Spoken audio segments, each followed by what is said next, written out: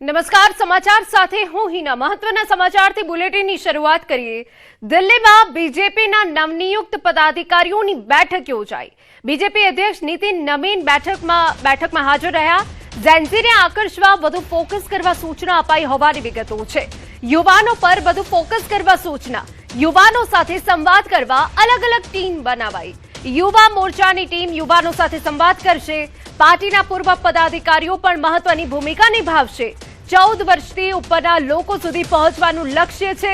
પદાધિકારીઓને યુવા સંવાદ પર જોર આપવા સૂચના અપાઈ છે। આગામી દિવસો યુવા સંવાદને લઈને કાર્યક્રમો કરાશે। દેશભરમાં પાર્ટીના સિનિયર નેતાઓની ટીમ પણ બનાવવામાં આવશે તેવી વિગત મળી રહી છે। તો બીજેપીના નવનિયુક્ત પદાધિકારીઓની આ બેઠક બહુ જ મહત્વપૂર્ણ છે। બીજેપી અધ્યક્ષ નીતિન નવીન આ બેઠકમાં હાજર રહ્યા। તેમની અધ્યક્ષતામાં બેઠક મળી અને આ બેઠકનું જે સૌથી વધુ ફોકસ છે ઝેન્ઝી પર છે, એટલે યુવાનો પર છે। યુવાનો પર વધુ ફોકસ કરવાની એક જરૂરી સૂચના આપવામાં આવી। તેના માટે અલગ અલગ ટીમ બનાવવામાં આવશે અને એ ટીમ યુવાઓ સાથે સંવાદ કરશે।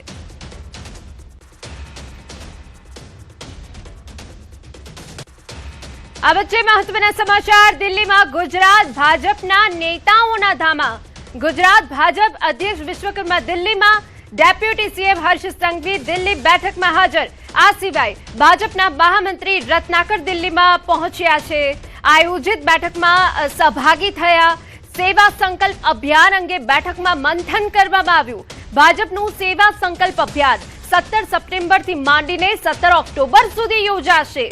અમે આપને જણાવી દઈએ, પીએમ મોદીના શાસનના 25 વર્ષની ઉજવણી અંગે સેવા સુશાસન તરીકે ભાજપ ઉજવણી કરશે। અમારા સંવાદદાતા ગૌતમ વધુ વિગતે વાત કરવા જોડાયા છે। ગૌતમ, આગામી દિવસોમાં કેટલા કાર્યક્રમો બીજેપી તરફથી યોજાશે? બિલકુલ, અત્યારે હાલ ભારતીય જનતા પાર્ટીની રાષ્ટ્રીય સ્તરે એક મહત્વની બેઠક જે છે તે યોજાઈ રહી છે, જેમાં સેવા સંકલ્પ અભિયાન જે છે તે અંતર્ગતની રણનીતિના ભાગરૂપે આ બેઠક મળવા જઈ રહી છે। આ બેઠકની વાત કરીએ તો 17 સપ્ટેમ્બરથી 17 ઓક્ટોબર સુધી સેવા સંકલ્પ અભિયાન જે છે તે યોજાવાનું છે। જેમાં ગુજરાતની વાત કરીએ તો ગુજરાતમાંથી ભારતીય જનતા પાર્ટીના પ્રદેશ પ્રમુખ જગદીશ વિશ્વકર્મા, ભારતીય જનતા પાર્ટીના સંગઠન મહામંત્રી રત્નાકરજી, તદુપરાંત ભારતીય જનતા પાર્ટીના મહામંત્રી અજય બ્રહ્મભટ્ટ તેમજ પૂર્વ ધારાસભ્ય બ્રિજેશ મેરજા, પૂર્વ ધારાસભ્ય રાકેશ શાહ સહિતના નેતાઓ જે છે તે દિલ્હીમાં પહોંચ્યા છે। આ મહત્વનું એ છે કે પ્રધાનમંત્રી નરેન્દ્ર મોદીના જે સેવા સુશાસનના 25 વર્ષ તરીકે દર વર્ષે ઉજવણી કરવામાં આવતી હોય છે, તેના ભાગરૂપે 25 વર્ષ સેવા સુશાસનના પૂર્ણ થઈ રહ્યા છે। તેના ભાગરૂપે ભારતીય જનતા પાર્ટીનું આ અભિયાન 17 સપ્ટેમ્બર એટલે કે પ્રધાનમંત્રી નરેન્દ્ર મોદીના જન્મદિવસથી શરૂઆત થશે અને 1 મહિના સુધી આ અભિયાન જે છે તે થવાનું છે, જેમાં 25 વર્ષની ઉજવણીના ભાગરૂપે સેવા સુશાસન અંતર્ગત જનકલ્યાણકારી યોજનાઓ જે છે તેને લઈને ભાજપ ગુજરાત ધમરોળશે, દેશ ધમરોળશે અને ગુજરાતમાં જે પ્રધાનમંત્રી નરેન્દ્ર મોદીના શાસનકાળની અંદર જેટલી ઉપલબ્ધિઓ થઈ છે તેને લઈને ગ્રાઉન્ડ ધમરોળશે। આ ઉપરાંત યુવા નેતાઓ જે છે તેમનો પણ સાથે પણ સંવાદ કરવામાં આવશે, યુવાનો સાથે પણ સંવાદ થશે। આ પ્રકારની રૂપરેખા ઘડાઈ રહી છે, એટલે કે પ્રધાનમંત્રી નરેન્દ્ર મોદીના 25 વર્ષ સુશાસનના પૂર્ણ થઈ રહ્યા છે, તેના ભાગરૂપે આ બેઠક મળી રહી છે અને આગામી દિવસોની અંદર ભારતીય જનતા પાર્ટીનું સેવા સંકલ્પ અભિયાન યોજાવાનું છે, જે અંતર્ગતની બેઠક અત્યારે દિલ્હીમાં ચાલી રહી છે। બિલકુલ ગૌતમ, જોડાયેલા રહેજો। તો અમે આપને હવે માહિતી આપી દઈએ કે જ્યાં કેન્દ્રીય ગૃહમંત્રી અમિત શાહનો ગુજરાત પ્રવાસ 27 ઓગસ્ટે અમિત શાહ ગુજરાત આવવાના છે। અમરેલીમાં એક જાહેર કાર્યક્રમમાં હાજરી આપશે। અમદાવાદ, ગાંધીનગરમાં સમીક્ષા બેઠક યોજાવાની છે। ગૃહમંત્રી અમિત શાહની અધ્યક્ષતામાં બેઠક યોજવામાં આવશે। ઓલિમ્પિક, કોમનવેલ્થની તૈયારીઓ અંગે પણ ચર્ચા કરવામાં આવશે। અમારા સંવાદદાતા ગૌતમ જોડાયેલા છે। ગૌતમ, અમિત શાહના કાર્યક્રમની વિસ્તૃત માહિતી। તો સંવાદદાતાનો સંપર્ક સાધવાનો પ્રયત્ન કરવામાં આવશે, પરંતુ 27 ઓગસ્ટે અમિત શાહ ગુજરાત પ્રવાસે છે। ગુજરાતમાં કેટલાક તેમના કાર્યક્રમો છે। જાહેર કાર્યક્રમમાં અમરેલીમાં પણ તેઓ હાજરી આપશે। અમારા સંવાદદાતા ગૌતમ જોડાઈ ગયા છે। ગૌતમ, અમિત શાહના કાર્યક્રમને લઈને વિસ્તૃત માહિતી। ગુજરાતમાં નિર્ધારિત થતો હોય છે, જેના ભાગરૂપે 27મી ઓગસ્ટના રોજ કેન્દ્રીય ગૃહમંત્રી અમિત શાહ ગુજરાત ખાતે આવવાના છે. ગુજરાતની અંદર વિવિધ બેઠકોનો દોર જે છે તે યોજાવાનો છે. જે અંતર્ગતની વાત કરીએ તો અમરેલી ખાતે જિલ્લા કક્ષાનો એક મહત્વનો કાર્યક્રમ જે છે તે યોજાવાનો છે, અને તેમાં કેન્દ્રીય ગૃહમંત્રી અધ્યક્ષસ્થાને યોજાવાનો છે. તેમાં ભવ્ય લોકોનો જન અભિવાદન સમારોહ જે છે તે પણ યોજાવાનો છે. આ ઉપરાંતની વાત કરીએ તો અમદાવાદ, ગાંધીનગર સહિતની જે સમીક્ષા બેઠક એટલે કે તેમના સંસદીય ક્ષેત્ર જે છે ગાંધીનગર લોકસભા, તે અંતર્ગતની બેઠકો જે છે તે ડીડીઓ, કલેક્ટર સહિતના જે અધિકારીઓ સાથે આ સમીક્ષા બેઠક જે છે તે યોજાવાની છે. આવનારા દિવસોની અંદર ઓલિમ્પિક જે છે તે ગુજરાતની અંદર યોજાવાનું છે, તેને લઈને પણ રૂપરેખા, ગેમ અંતર્ગતની સમીક્ષા, તૈયારીઓની ચર્ચા કરે તે માટેની પણ એક બેઠક જે છે તે ગાંધીનગર ખાતે યોજાવાની છે, અને તેમાં પણ તેઓ સહભાગી થવાના છે. આ ઉપરાંત કેન્દ્રીય ગૃહ અને સહકાર મંત્રીમાં વિવિધ જે બેઠકો જે છે તેનો દોર પણ થવાનો છે. 28 તારીખની વાત કરીએ તો 28 તારીખે રક્ષાબંધનનું પવિત્ર પર્વ છે, અને પવિત્ર પર્વની ઉજવણી દર વખતે તેઓ પરિવાર સાથે ઉજવણી કરવાના છે, અને તેના ભાગરૂપે આ વખતે પણ એ સિલસિલો યથાવત રહેશે, જાળવી રાખશે તે પ્રકારના સમાચાર અત્યારે હાલ તો પ્રાપ્ત થઈ રહ્યા છે. બિલકુલ, આભાર.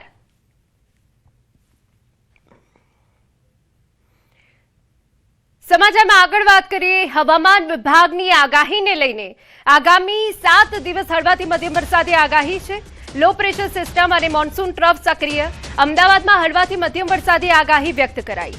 દક્ષિણ પશ્ચિમથી પશ્ચિમ તરફના પવન ફૂંકાઈ રહ્યા છે. રાજ્યમાં સરેરાશ સામાન્ય કરતા 4% વરસાદી ઘટ. સૌરાષ્ટ્ર કચ્છમાં સામાન્ય કરતા 28% વરસાદની ઘટ જોવા મળી.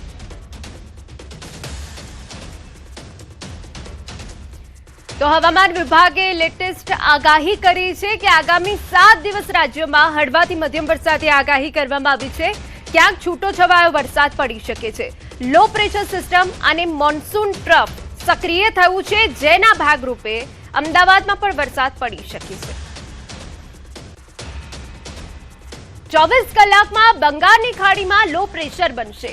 લો પ્રેશર છતાં ગુજરાત માટે સારા સમાચાર નહીં. લો પ્રેશર ગુજરાત તરફ આવે એવી સંભાવના નહીવત. લો પ્રેશરથી ગુજરાતમાં વરસાદ થવાની સંભાવના ઓછી. ઉત્તર પશ્ચિમમાં આગળ વધી શકે છે લો પ્રેશર. મધ્યપ્રદેશના પૂર્વ વિસ્તારથી યુપીમાં જઈ શકે છે સિસ્ટમ. હાલની સ્થિતિ પ્રમાણે વરસાદને લઈને ગુજરાતે રાહ જોવી પડશે તેવી અપડેટ મળી રહી છે. અમારા સહયોગી લખમણ પટાટ જોડાઈ ગયા છે. લખમણ, દૂર સુધી ગુજરાતમાં ક્યાંય વરસાદના એંધાણ નથી દેખાઈ રહ્યા. એની પાછળનું કારણ શું છે? આખી માહિતી. જી બિલકુલ હેના, હાલ ગુજરાતના ખેડૂતો કાગડોળે વરસાદની રાહ જોઈ રહ્યા છે, કેમ કે લાંબા સમયથી લગભગ ઓગસ્ટમાં જોઈએ તો આમ વરસાદ નહીવત જેવો રહ્યો છે. જુલાઈને બાદ કરતા જે ઓગસ્ટની શરૂઆત થઈ ત્યારથી રાજ્યમાં વરસાદ છૂટો છવાયો રહ્યો છે, અને જે ભારે વરસાદ, સારો વરસાદ, જે ખેતી માટે ઉપયોગી હોય એવો વરસાદ હજુ સુધી પડ્યો નથી, અને એવી આશા હતી કે ઓગસ્ટના અંતમાં રાજ્યમાં સારું એવું વરસાદી વાતાવરણ સર્જાશે. પરંતુ હાલની સ્થિતિ પ્રમાણે જો જોવા જઈએ તો આગામી 7 દિવસ રાજ્યમાં છૂટો છવાયો અને હળવાથી મધ્યમ વરસાદની સંભાવના છે. અને હાલ જે એક અપડેટ પ્રાપ્ત થઈ રહ્યા છે એ પ્રમાણે એક નવું લો પ્રેશર આગામી 24 કલાકમાં બંગાળની ખાડીના ઉત્તર ભાગમાં સર્જાઈ શકે છે. પરંતુ આ લો પ્રેશર પણ જે છે એ આની પહેલાનું જે લો પ્રેશર આગળ વધ્યું હતું, જે હાલ જે જૂનું લો પ્રેશર છે જે સક્રિય હતું, તે અત્યારે મધ્યપ્રદેશના પૂર્વ ભાગમાં કેન્દ્રિત છે, અને ત્યાંથી તે ઉત્તર પ્રદેશના વિસ્તારોમાં આગળ વધે એવી સંભાવના છે.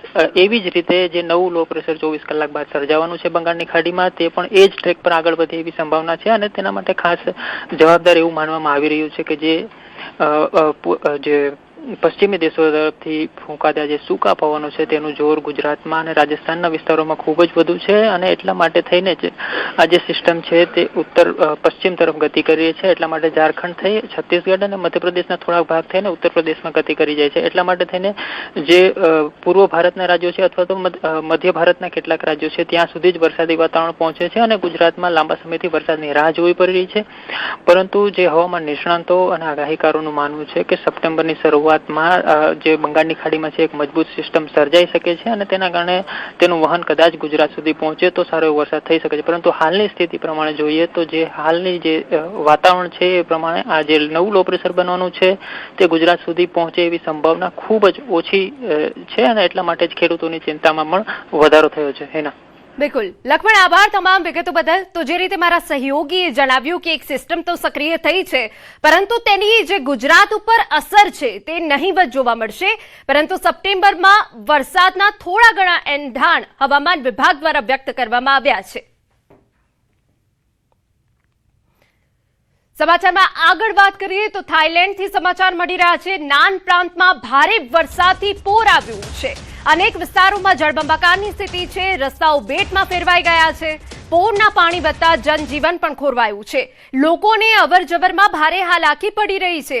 લોકો ઘરમાં રહેવા માટે મજબૂર બન્યા છે. આ બે તસવીરો અમે આપને થાઈલેન્ડની બતાવી રહ્યા છે કે જ્યાં કુદરતનો પ્રકોપ એ રીતે વરસ્યો છે કે લોકોના જનજીવનને તેની સીધી અસર પડી છે.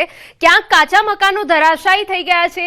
લોકોના ઘરમાં પાણી ઘૂસી જવાના કારણે ઘરવખરીને ભારે નુકસાન થયું છે. લોકો બેઘર થઈ ગયા છે. આ આકાશી દ્રશ્યો અમે આપને બતાવી રહ્યા છે કે જ્યાં સ્થળ છે ત્યાં જળ હવે જોવા મળી રહ્યું છે, જેના કારણે પરિસ્થિતિ વધુ વિકટ બની છે.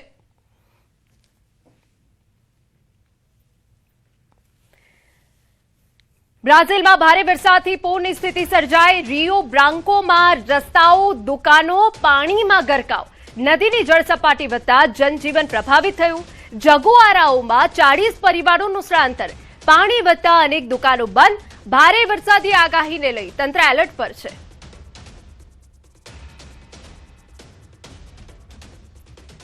રાજ્યના સમાચાર ઉપર નજર કરીએ. સમાચાર ભાવનગરમાંથી. ઝેરી દારૂ કાંડમાં વધુ એકનું મોત થયું. ઝેરી દારૂ પીવાથી મોતનો આંકડો 9 થયો છે. હાર્દિક કિલજીએ સટી હોસ્પિટલમાં દમ તોડી દીધો. હાર્દિક હરીશભાઈ કિલજી નામના યુવાનનું મોત થયું છે. ઝેરી દારૂ પીવાથી 61 લોકોને અસર થઈ છે. 37 દર્દીઓ હાલ સારવાર હેઠળ છે. હજુ પણ 3 વ્યક્તિઓની હાલત અતિ ગંભીર છે. શહેરની અલગ અલગ 7 હોસ્પિટલમાં દર્દીઓ દાખલ છે. 14 જેટલા દર્દીની હાલત સુધારા પર. અત્યાર સુધીમાં 9 લોકોના મોત થયા. 17 લોકો સાજા થતા ડિસ્ચાર્જ કરાયા. તો 14 જેટલા દર્દીની હાલત હાલ સુધારા પર છે તેવી અપડેટ અહીંયા મળી રહી છે. પરંતુ આ નકલી દારૂ અત્યાર સુધી 9 લોકોને ભરખી ગયું છે. 17 લોકો સાજા થઈ ગયા છે, જેમને હોસ્પિટલમાંથી રજા આપી દેવામાં આવી છે.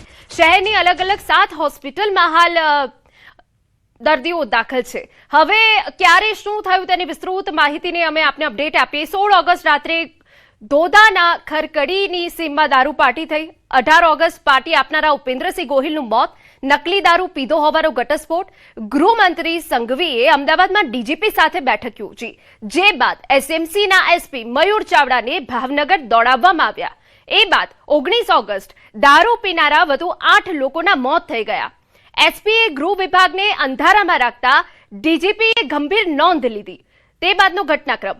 21 શખ્સો સામે ગુનો દાખલ કરવામાં આવ્યો. ભાવનગરના 4 પોલીસ કર્મચારી આમાં સસ્પેન્ડ થઈ ગયા.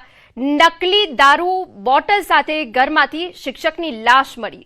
20 ઓગસ્ટની વાત કરીએ. આપને જણાવી દઈએ કે દારૂ પીનારા વધુ 2 લોકોના મોત થતા કુલ મૃત્યુઆંક 11 થયો. વર્તેજ પીઆઈ અને એલસીબી પીઆઈને સસ્પેન્ડ કરવામાં આવ્યા છે. ગૃહમંત્રી સંઘવીએ અમદાવાદમાં ડીજીપી સાથે બેઠક યોજી હતી અને તે બાદ એસપી મયુર ચાવડાને ભાવનગર દોડાવવામાં આવ્યા હતા. આખો જે ઘટનાક્રમ છે મેં આપને બતાવી રહ્યા છે. 19 ઓગસ્ટે દારૂ પીનારા વધુ 8 લોકોના મોત થઈ ગયા હતા. એસપીએ ગૃહ વિભાગને અંધારામાં રાખતા ડીજીપી આની ગંભીર નોંધ લીધી અને તે બાદ તજવીજ શરૂ થઈ. મુખ્ય બુટલેગર ગૌતમ સોલંકી સહિત 21 શખ્સો સામે ગુનો દાખલ થયો. અને આપને જણાવી દઈએ કે 19 ઓગસ્ટે ભાવનગરના 4 પોલીસ કર્મચારીને સસ્પેન્ડ કરી દેવાયા. નકલી દારૂની બોટલ સાથે ઘરમાંથી શિક્ષકની લાશ મળી આવી હતી. દારૂ પીનારા વધુ 2 લોકોના મોત થતા મૃત્યુઆંક હવે 11 પર થયો.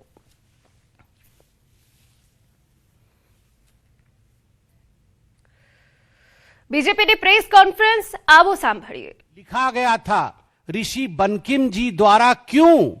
क्योंकि 1905 में बंग भंग हो रहा था.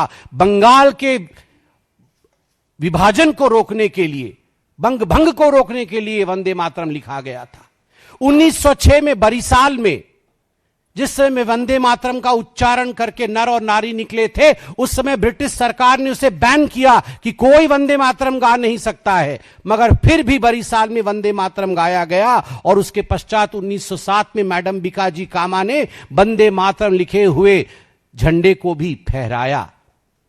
जो ब्रिटिश सरकार वंदे मातरम को रोक रही थी, आज वही कांग्रेस सरकार वंदे मातरम को रोक रही है.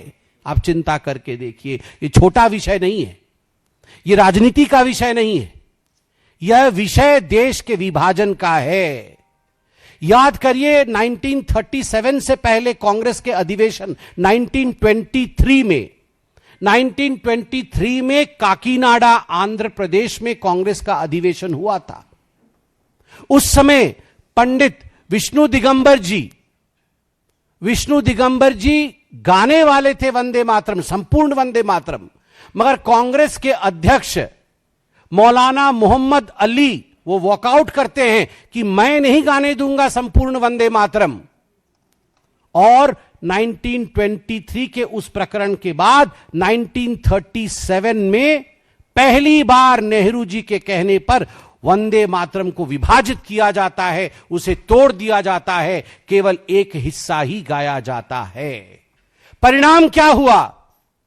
जो चिट्ठी 1938 में पंडित जवाहरलाल नेहरू ने जिन्ना को लिखा था, वह स्पष्ट रूप से उस चिट्ठी को पढ़िएगा तो नेहरू जी, जिन्ना जी की जो डिमांड्स थी, 14 जिन्ना के डिमांड्स थे, उनके सामने घुटने टेकते हुए नेहरू जी कहते हैं हमने मान तो लिया है, आप वंदे मातरम पर प्रतिबंध चाहते हैं, मान तो लिया है हमने, हम संपूर्ण वंदे मातरम का पठन नहीं करेंगे, कांग्रेस उसे नहीं गाएगी, मगर यही तुष्टीकरण की बीज, this seed of appeasement which was sowed by Pandit Jawaharlal Nehru in the year 1937 was the seed of partition.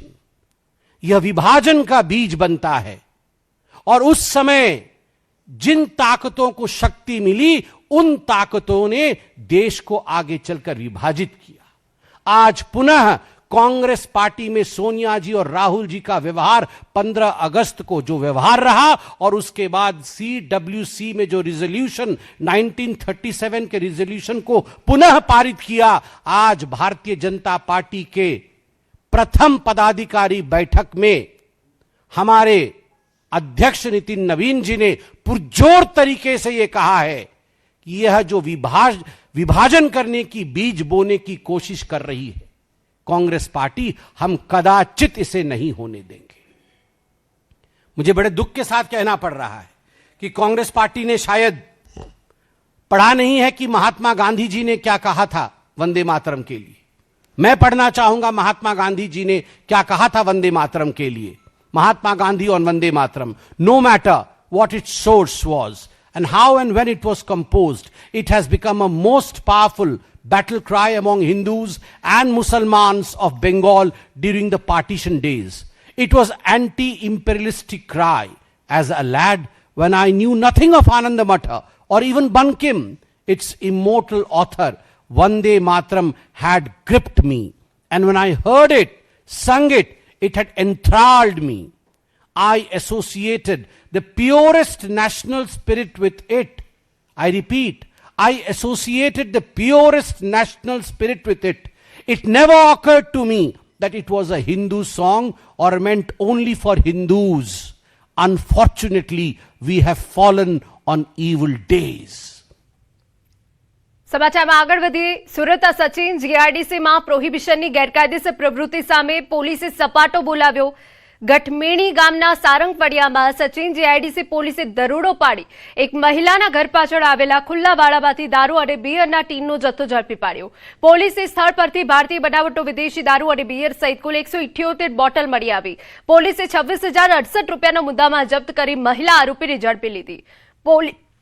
Police record મુજબ મહિલા સામે અગાઉ પણ પ્રોહિબિશનના અનેક ગુના નોંધાયેલા છે। આ દારૂનો જથ્થો ક્યાંથી આવ્યો અને કોને આપવાનો હતો તે અંગે વધુ તપાસ હાથ ધરાઈ। મહારાષ્ટ્રના છત્રપતિ સંભાજીનગરના ખવડિયા પહાડ પર એક જ પરિવારના 3 લોકોના કરુણ મોત થઈ ગયા। આત્મહત્યા કરવા પહાડની કિનારીએ ચડેલા પુત્રને બચાવવા જતા પિતા પણ સંતુલન ગુમાવી નીચે પટકાયા। આ જોઈ માતાએ પણ પહાડ પરથી છલાંગ લગાવી દીધી। ઘટનામાં પુત્ર કુણાલ ચાંદગુડે, પિતા મુરલીધર ચાંદગુડે અને માતા સંગીતા ચાંદગુડેના મોત થયા। ઘટનાનો ચોંકાવનારો વિડીયો સામે આવ્યો છે। બચાવ માટે ફાયર બ્રિગેડે ટીમે પ્રયાસ કર્યો પરંતુ ત્રણેયને બચાવી શકાયા નહીં।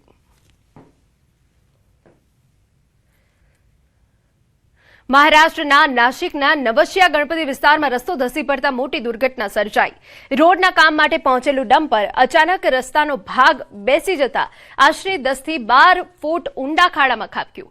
સદનસીબે આ ઘટનામાં કોઈ જાનહાનિ નથી થઈ। ડમ્પર ખાડામાં ખાબકતા રસ્તાના કામની ગુણવત્તા અને સુરક્ષા વ્યવસ્થા સામે ગંભીર સવાલો ઊભા થયા। નાસિકમાં ખાડા અને નબળા રસ્તાના બાંધકામને લઈ અગાઉથી જ ફરિયાદો થઈ રહી છે।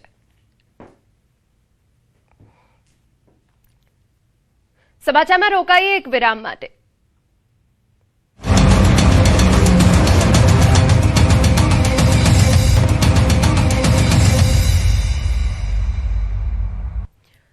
વિરામ બાદ આપનું સ્વાગત। કચ્છના અબડાસા વિધાનસભા મતવિસ્તારમાં વરસાદ ખેંચાતા પશુપાલકો માટે ઘાસચારા અને પાણીની સમસ્યા સર્જાઈ રહી છે। અબડાસા, લખપત અને નખત્રાણા વિસ્તારમાં પશુપાલકોની મુશ્કેલીને લઈ ધારાસભ્ય પ્રદ્યુમનસિંહ એમ જાડેજાએ મુખ્યમંત્રી ભૂપેન્દ્ર પટેલ સહિત સંબંધિત મંત્રીઓને પત્ર લખી રજૂઆત કરી। ધારાસભ્યે અબડાસા વિસ્તારનો તાત્કાલિક સર્વે કરાવી જરૂરિયાતવાળા વિસ્તારોમાં કેમ્પ શરૂ કરવા તેમજ પશુપાલકોને પૂરતો ઘાસચારો અને પાણી મળી રહે તે માટે તાત્કાલિક કાર્યવાહી કરવા માંગ કરી। બનાસકાંઠાના ધાનેરા માર્કેટયાર્ડની ચૂંટણીને લઈ રાજકીય ધમધમાટ શરૂ થયો। ધાનેરા વિશ્રામ ગૃહ ખાતે સેન્સ પ્રક્રિયા શરૂ થતા અનેક રાજકીય આગેવાનોએ મેન્ડેટ માટે રજૂઆત કરી।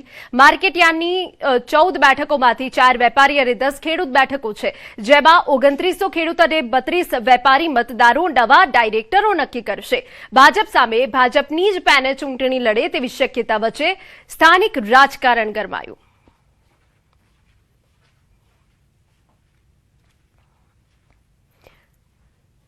સમાચારમાં વાત સુરતથી કરીએ। પીપી સવાણી યુનિવર્સિટીમાં હેલ્થકેર વિદ્યાર્થીઓ માટે અદ્યતન સ્પંદન સિમ્યુલેશન લેબનું ઉદ્ઘાટન કરવામાં આવ્યું। આરોગ્ય મંત્રી પ્રફુલ્લ પાનસેરિયાની ઉપસ્થિતિમાં આ લેબ શરૂ કરવામાં આવી। આ લેબમાં આધુનિક સિમ્યુલેટર અને મેડિકલ સાધનો દ્વારા વિદ્યાર્થીઓને વાસ્તવિક ક્લિનિકલ પરિસ્થિતિનો પ્રેક્ટિકલ અનુભવ મળશે। નર્સિંગ, ફિઝિયોથેરાપી, હોમિયોપેથિક અને આયુર્વેદિક વિદ્યાર્થીઓ ઉપરાંત હેલ્થકેર સ્ટાફને CPR, BLS અને ઇમરજન્સી મેનેજમેન્ટ સહિતની તાલીમ આપવામાં આવશે। સ્કિલ લેબ જ્યારે અહીંયા તૈયાર કરવામાં આવ્યું છે, જેમાં પેરામેડિકલ્સના સ્ટુડન્ટને એક પ્રેક્ટિકલ સાથે જે સ્ટડી કરશે એનાથી પણ સારું પ્રેક્ટિકલ સાથે, જેથી કરીને આવનારા સમયમાં ક્રિટિકલ પેશન્ટ, કાર્ડિયાક, ટ્રોમા સેન્ટરની અંદર લાવતા પેશન્ટોને વગેરેને એ બહુ સારી રીતે ટ્રીટ કરી શકે। આ પહેલને હું ખૂબ ખૂબ અભિનંદન આપું છું। સમાચાર પાટણમાંથી મહાદેવપુરા ગામની દીકરીઓએ ધૂળિયા મેદાનથી શરૂ કરેલી ફૂટબોલની સફર આજે રાષ્ટ્રીય સ્તરે પહોંચી। શિક્ષક રંગતજી ઠાકોરના માર્ગદર્શન હેઠળ 100થી વધુ દીકરીઓએ તાલીમ લીધી, જેમાંથી 52 ખેલાડીઓ રાષ્ટ્રીય સ્તરે પહોંચ્યા છે। ટીમે રાજ્યકક્ષાની 60 જેટલી સ્પર્ધાઓ જીતી અને 20 જેટલા રાષ્ટ્રીય મેડલ મેળવ્યા। કમુબેન ઠાકોર શિષ્યવૃત્તિ મેળવી રહી છે, જ્યારે ભાવના ઠાકોરે રાષ્ટ્રીય સ્પર્ધામાં રજત ચંદ્રક મેળવ્યો છે। મહાદેવપુરાનું મેદાન આજે દીકરીઓના આત્મવિશ્વાસ અને ઉજ્જવળ ભવિષ્યનું પ્રતીક બની ગયું છે। અમારી શાળાની અંદર એક રમતગમત સ્પર્ધા ચાલી રહી હતી। એની અંદર વ્યાયામ શિક્ષક તરીકે રાજુભાઈ ચૌધરી કરી હતા। એમને મને પ્રેરણા આપેલી કે તારી જોડે ફૂટબોલ પડ્યો છે, અને એ ફૂટબોલ અમને ગુજરાત પોલીસે દરેક સ્કૂલની અંદર ફ્રીમાં આપેલો હતો। તો એ ફૂટબોલથી પહેલી વખત ખેલ મહાકુંભની અંદર ટીમ નાખી હતી। પહેલા જ્યારે ગામમાં ભણવાનું ને રમવાનું એવું ઓછું હોય ત્યારે છોકરીઓને નાની ઉંમરમાં લગ્ન કરાવી દેતા હતા। જેમ કે અત્યારે અમારા ગામમાં ફૂટબોલ રમવાનું ચાલુ છે, તો છોકરીઓની ભણવાનું પણ આગળ ચાલુ છે અને રમવાનું પણ, જેથી તેમના બાળ લગ્ન નથી થતા। હું ફૂટબોલ ધોરણ 5 થી ચાલુ કર્યું હતું, ત્યારે પછી મને સર જિલ્લામાં લઈ ગયા, ત્યારે મેં પહેલો નંબર પડ્યો। પછી સ્ટેટ લેવલે ગયા ત્યારે બી પહેલો પડ્યો, તો પછી અમે નેશનલમાં ગયા હતા। તો 2019માં અજમેર ખાતે ગયા ત્યારે મારે નેશનલમાં બીજો નંબર પડ્યો હતો।